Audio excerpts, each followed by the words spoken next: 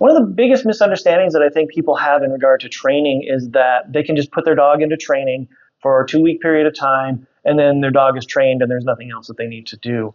And that is actually the furthest thing from the reality of what you're going to experience. So I want to put this in the terms of humans. So many of us struggle with weight, and if I were to go hire a personal trainer for 2 weeks, I was going to hire a nutritionist for 2 weeks. They're going to kind of lay the foundation for me of what I should be doing in the gym, what I should be eating. They will, in that period of time that I'm paying them, they're going to be holding me accountable to following these guidelines that they've established. And then after 2 weeks, I think, actually, we're pretty good. I understand kind of what I need to do. And then I get rid of my personal trainer. I get rid of my nutritionist.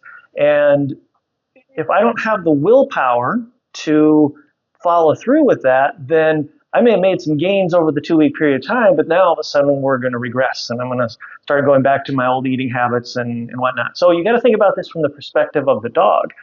The dog has gotten away with doing something so many times that is the normal routine. So now all of a sudden we go through training and we've corrected the dog. We've basically told the dog that things like jumping on people is not an acceptable behavior.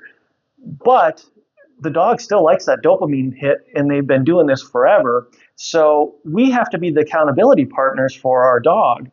And just like if I had a personal trainer that was holding me accountable for, say, 3 months, 4 months, by that point in time, I've gotten into a new routine. I have different mindset of how I deal with things. And the potential of how successful I'm going to be is going to be way greater than if I would have just terminated the personal trainer after 2 weeks. And so it's the same thing with the dog. We still have to be the personal trainer or the accountability partner to our dogs and holding them accountable, because we have to undo months and years worth of bad behaviors that they've gotten away with. And now we're going to hold them accountable that they can't. So if you want to be successful, you have to maintain that and hold the dog accountable over a period of time until that becomes the new routine for the dog.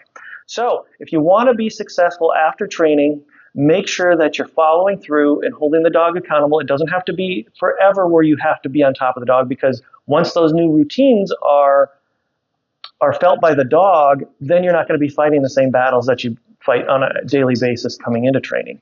So if people call us and they say, we're too busy, we want to send our dog off to training, we're going to have that real conversation with them to say, well, if you're too busy, then it's going to be very difficult for you to hold the dog accountable. Even though you don't have to put the legwork in, when the dog decides to jump on the counter, you still have to follow up with the consequence. You can't let the dog get away with that. It doesn't mean you have to be doing 30 minutes of training every day.